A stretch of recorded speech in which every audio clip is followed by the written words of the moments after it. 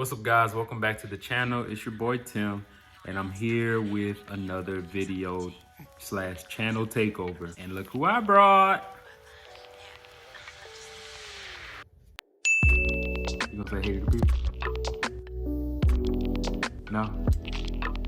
All right, let's get into it.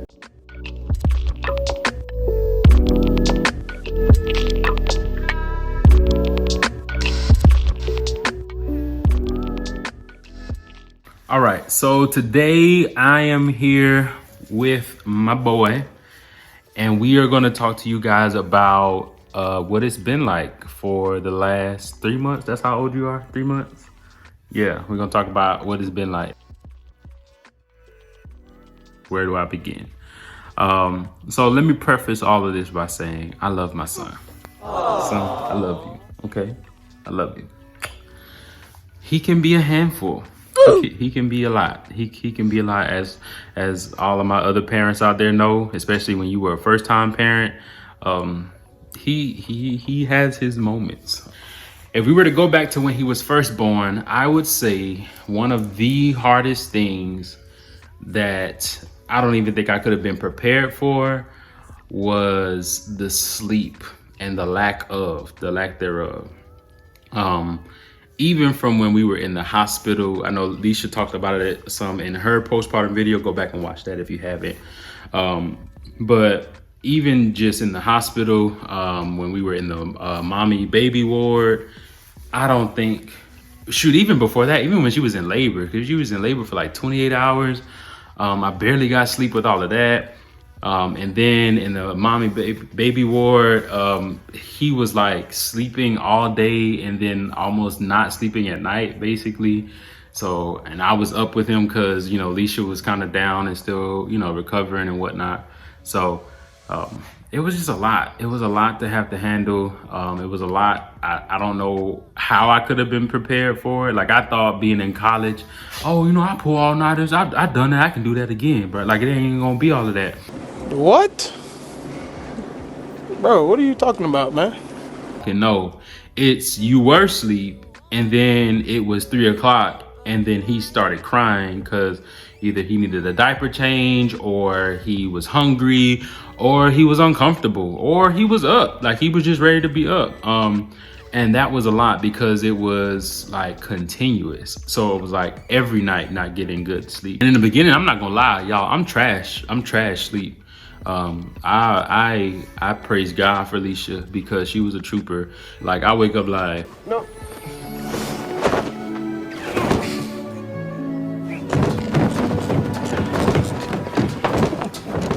you know, I'm big trash. I understand that I'm big trash when it comes to being asleep. And that was I think that was a level or area of kind of frustration for both of us, because for her, it's like, dang, like she's having to kind of pick up the slack at night. She's sleepy too. She's still recovering too. And with me, I'm over here like, well, dang, I want to do more, but I'm just not used to having to operate right out of sleep, right? Like before Asa, I had nothing that required me to just wake up and go. Like, that was not, I think I avoided situations like that. Like, I actively tried to not put myself in situations like that. So having him just was like kind of like I don't know if you call it a culture shock or what. It was just new. It was really new for me, because it was something I never had to deal with before.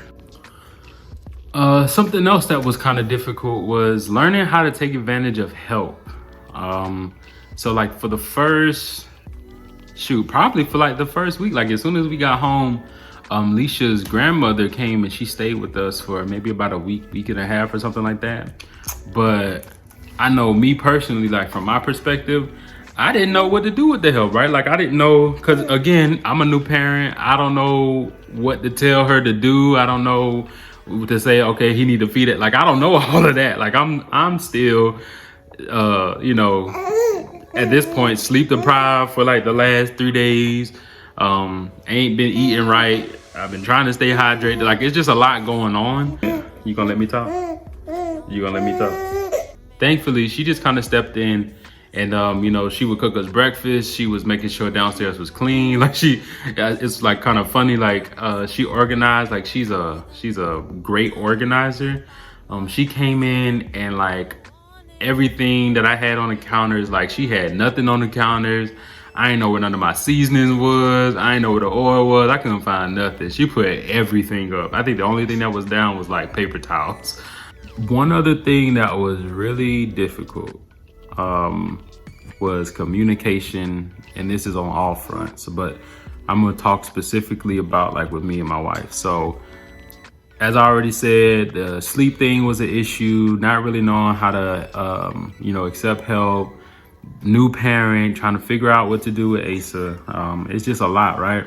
So you can imagine, or, you know, one could imagine that there's a lot of stress that comes with that. There's a lot of, you know, sleep with the sleepless nights. There's some hopelessness. Because you know, sometimes what we're doing is working, but it seems like the majority of the time what we're doing isn't working. Again, with me being a person, I struggle at night, so seeing Alicia kind of, you know, having to take the lead, and it's not that I'm not trying to take the lead, but it's like, again, like I said, I'm like, I don't even know how, but trying to train my body to be more reactive or more responsive at night from, you know, being asleep and whatnot, on top of already being kind of sleep deprived. I know for me, I struggled with communicating that. What I did was really just react. So if I was tired, I was probably grumpy, I probably was mean. You know, it was coming through in the way I was talking. It was coming through in my body language. There would be times Alicia would try to help me with stuff, and I would probably like just kind of like knee jerk, kind of just react because I'm frustrated, I'm tired, and I'm trying to do my best. I'm feeling that kind of insecurity about, you know, am I pulling my weight as a parent? Am I doing my part? So, you know, I'm feeling that, and I didn't do a good job of communicating that in the beginning. I don't think I knew how to communicate that, or even if I realized all of that. If you ask me, I probably would just say, I'm tired. I'm just tired. I haven't gotten any sleep. That was kind of all I knew to say or knew how to say. So I bring that part up specifically because I want to encourage, you know, new, old, future parents, like just keep communicating, keep talking. That's one thing, honestly, I wish that I would have done a lot more work on before having Asa. Because I think if I knew how to process my feelings out loud to her a little bit more, well, I guess one, within myself to even know what's going on, and then two, to be able to kind of tell her what's going on, I think that would have helped move things a little bit smoother. Will we still have to deal with the sleepless night? Sure. Will I still have to deal with, you know, all of the stuff that I dealt with? I think so, but I would have been able to communicate it to her better, because now she doesn't just see me snapping. She sees, all right, like I know, like she can kind of support me in that better, but how does she know to support me with something that I'm not telling her about? That's something that I'm still honestly working on. I'm not perfect at. I won't sit here and lie to you. It's something even now, like, you know, we've talked and we've gotten things out in the open and in the air. But there's still times where it's like, sometimes we have to have the tough conversations and be like, babe, like this is where I am. Like this is where I'm struggling. And that's the other thing, like I had to remember that we're a team, right? You know, when you get married, it's not about being right or wrong. It's about being able to come back together for the greater good. So I'm not fighting to be right. I'm fighting that we can remain a team, because we're supposed to be one. And again, I think that was one of those things that I lost. Like all I could see was I'm not being enough. I'm not doing enough. I don't feel like I'm good enough as a parent. And I'm frustrated about that. I don't know how to talk about that. Probably a little depressed about that. All types of things. But I didn't have the words for it. So that's one thing I wish I would have done better. And that's one thing that was hard. And I won't say that it's as hard as it was, but it is challenging.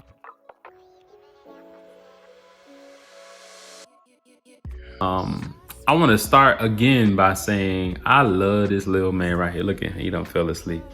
But I love him. I love him like dearly. So I had watched videos of parents talking about, like specifically fathers, talking about what it was like to, have their firstborn child, and like them explaining this love that they have. And I'm gonna be honest with you, I didn't have a lack of love for Asa, but I didn't feel it as strongly as they had talked about it.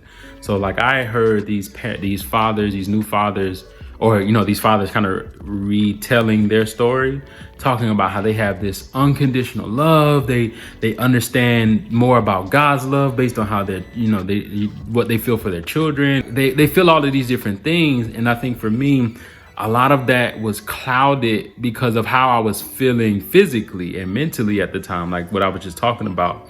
Being able to get a lot of that stuff off of my chest with Alicia, even, and honestly with God, I feel like it's opening more room for me to tap into that love. So I don't think it's that the love wasn't there. I believe it's more so that I couldn't focus on it. My focus was on everything else. It was on how much sleep I wasn't getting, on how much I felt kind of maybe at odds with Alicia at certain times. But now with those things more settled, it's easier to tap into that love for him. Like where it's like when I get home, and whether he's crying or not, like I'm ready to be in his face. I'm ready to pick him up and kiss all over him, or I'm ready to, I'm ready to spend time with him. Because regardless of it, like I'm tapping into, dog, like I miss you. Like I like seeing you. Like I love it when Alicia, she'll FaceTime me at work. They'll get on the phone and I'll see them on the FaceTime, and it'll be like just what I need, like to see both of them. So now coming home is like rewarding, where at first coming home was like back to this life, like back to this misery, honestly, back to not knowing what to do, not feeling like I got answers for anything. Now it's rewarding to come home at the end of the day. It's rewarding to take him off our hands for a second, and for us to just be downstairs just chilling, like him even just chilling like here, like that's rewarding for me. So that's probably the best good thing that I could tell you. There's other things, but that's probably the best thing I would say. Some other things would be I'm normally a person that doesn't like planning. I don't like looking too far ahead in the future, but it has been nice to have conversations with Alicia about him, like what it's going to be like in the future, especially now that his little personality is coming through. And we're seeing different things about him, even just seeing him grow physically, like him holding up his head, like doing all of those things, and then thinking about, man, what is going to be like when he starts crawling, what is going to be like when he starts walking, what is going to be like when he can reach for us, what is going to be like when he can say mommy and daddy, or like what is going to be like in the future. And like, I don't know if you call it dreaming, but kind of just like I don't know, like kind of having a vision of what our family's gonna look like, what that's gonna be like. That's also rewarding, and it gives you that warm fuzzy feeling, because I think I'm still tapping into what it means to be a dad, right? Like I got a whole little one that's mine, that I don't just watch him during the day or at night. Like he stay here, like he live here. He gonna be eating my food, he gonna be using up my electricity, using up all the water. Like he's gonna be here. And I'm still kind of making sense of that, because it's like I've always wanted to have a child. Like I didn't have a picture of what that meant. I just knew I wanted a family, but I never knew what that really meant. So even when we got married, like that was even something. That still is like, I'm a whole married man now with a whole little, like a child. So it's been very nice to have those conversations where we're just like, man, look at him. Like, look at the stuff he's doing. Look at him trying to talk, and having his little baby talk and babbling, and man, what it's going to be like again, like when he can talk, when he can walk, when it's time for potty training, when he can wear these shoes that's too big, like when he can do these different things. It's really nice to think about the future in that way.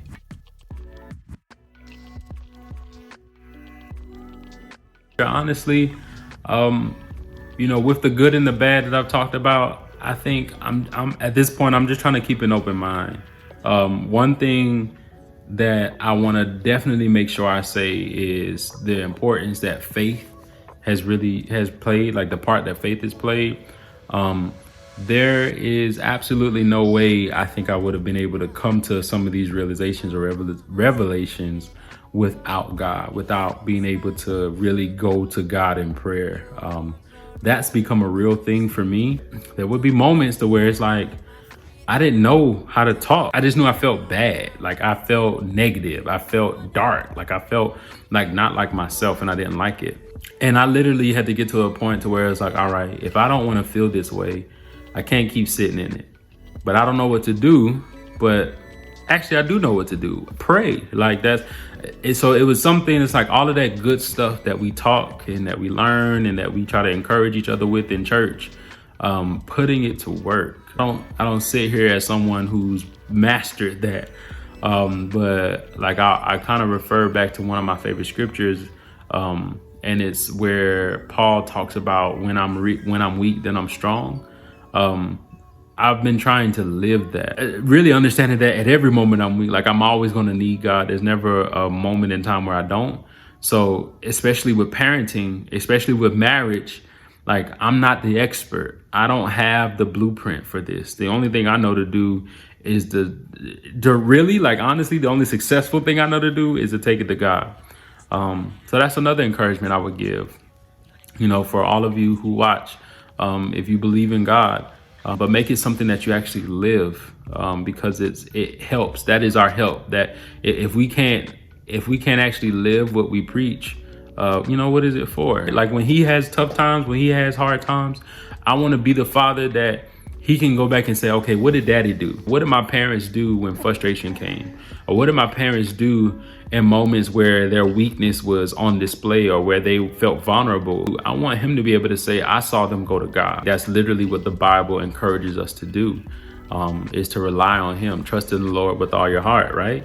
Lean not to your own understanding. Like it's right there. So like just living a surrendered life that helps us, and then something that he can go and it'll help him, So hopefully when he is older, he'll have a good reference. He'll know what to do and what not to do.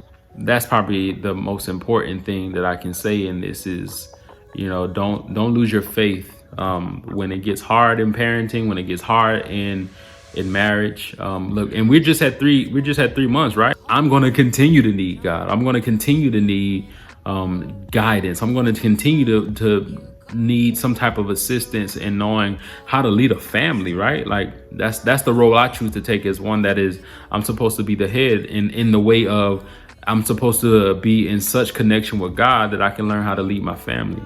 But to do that, again, I gotta be connected. I gotta be surrendered. I gotta be submitted. And I encourage all of you guys, if you need support, if you need, especially specifically for the men, if any men are watching this, if you need support, if you need encouragement, reach out, put it in the comments. Reach out to me on my social media. I ain't big enough to have, private pages and nothing like that. Like I'm real accessible. And I'm not one that's going to act like I have all the answers, but we can be a support to each other. If y'all need support, reach out to us. We would love to connect with you guys. We would love to be able to really create a community of people just lifting each other up. So that's my 3-month update, where we are. Stay tuned to see, what comes next. There'll be more updates. I'm sure there'll be more funny videos, all that type of stuff. Thank y'all for being on this journey with us. Thank you for commenting, liking, subscribing, all that y'all do. Always remember, we love you. God loves you. You are loved. Bye. Bye. Press the subscribe button. What's up, guys? Ace, you kicked the thing. Jesus. Come on, Ace.